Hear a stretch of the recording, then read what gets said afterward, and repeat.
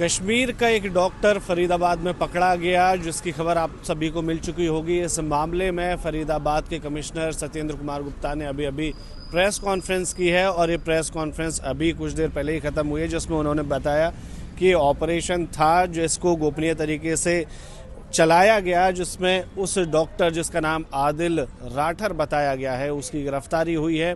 साथ ही जब हमने इस मामले में कमिश्नर से पूछने की कोशिश की कि इसमें और क्या जानकारी है, तो उन्होंने इस बात को शेयर करने से इसलिए मना कर दिया चूँकि अभी मामला अंडर इन्वेस्टिगेशन है, तो कई सारी चीज़ें इसमें हैम्पर हो सकती हैं, लिहाजा बहुत ज़्यादा जानकारी नहीं दी गई।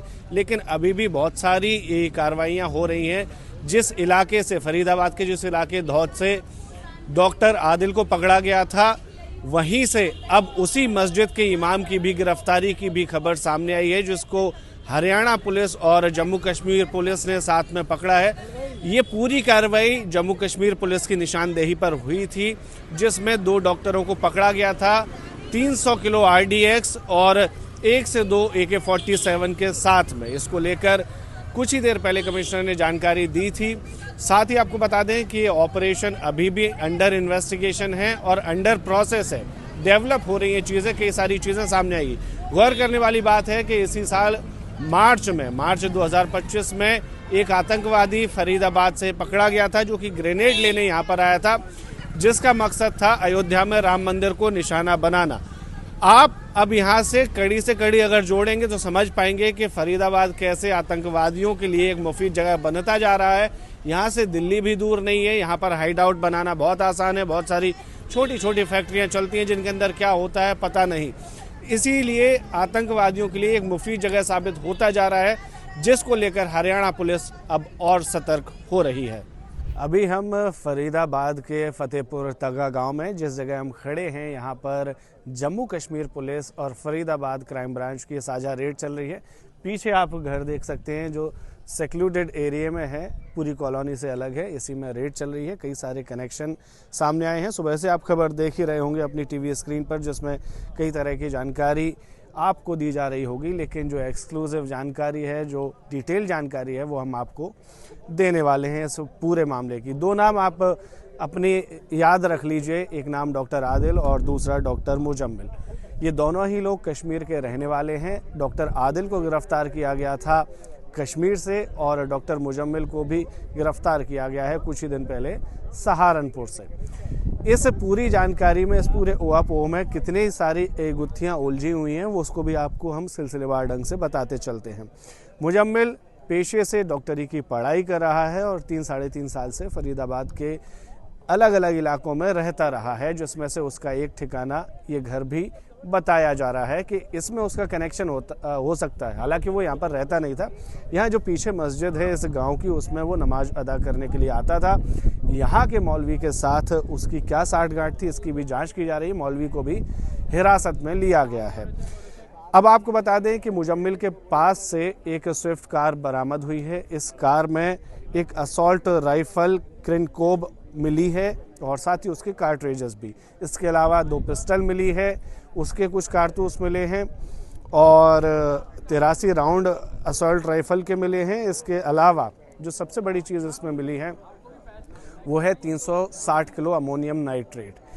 ये अमोनियम नाइट्रेट एक विस्फोटक पदार्थ है, जिससे RDX बनाया जाता है, जिससे विस्फोटक पदार्थ बनाया जाता है।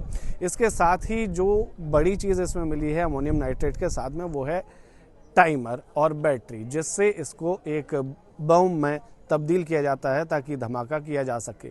आपको याद होगा 2019 का पुलवामा अटैक, जिसमें आतंकवादियों ने एक वैन के अंदर RDX भर के CRPF के जवानों पर हमला किया था। इसमें भी RDX का इस्तेमाल किया गया था, लेकिन जो अमोनियम नाइट्रेट यहाँ पर मिला है या जो विस्फोटक यहाँ पर मिला है, उसकी क्वांटिटी पुलवामा वाले हमले की क्वांटिटी से काफ़ी ज़्यादा है।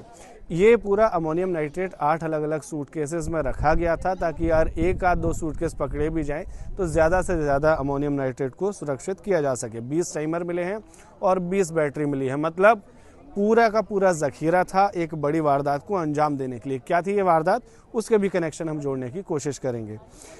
जम्मू कश्मीर पुलिस जो यहाँ पर इन्वेस्टिगेशन के लिए आई है, उसके सूत्रों से भी कुछ जानकारी मिली है कि जो दोनों डॉक्टर हैं, एक तो वो कश्मीरी हैं, साउथ कश्मीर के रहने वाले हैं, साथ ही वहाँ पर अंसार गजवत उल हिंद AGH के संपर्क में थे।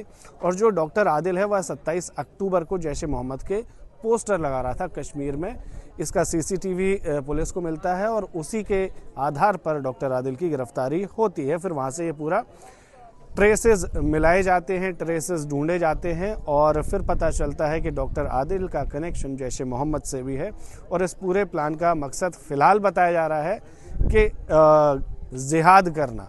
लेकिन एक गौर करने वाली बात है कि कुछ ही दिनों में यहाँ से बागेश्वर धाम के जो पीठाधीश हैं या जो पंडित हैं, पंडित धीरेन्द्र कृष्ण शास्त्री, उनकी पदयात्रा यहाँ से निकलने वाली है।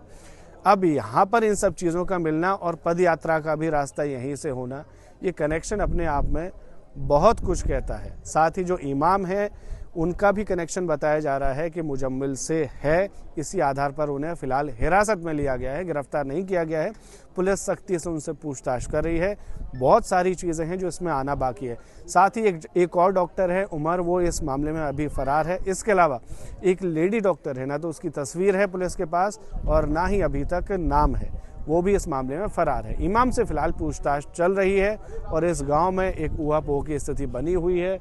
चारों तरफ से इसको पुलिस ने घेर रखा है और इन्वेस्टिगेशन अंदर जारी है। आगे इस मामले में बहुत कुछ सामने आने वाला है। कैमरामैन इमरान शाह के साथ Siddharth Purohit, One India, Faridabad. Subscribe to One India and never miss an update. Download the One India app now.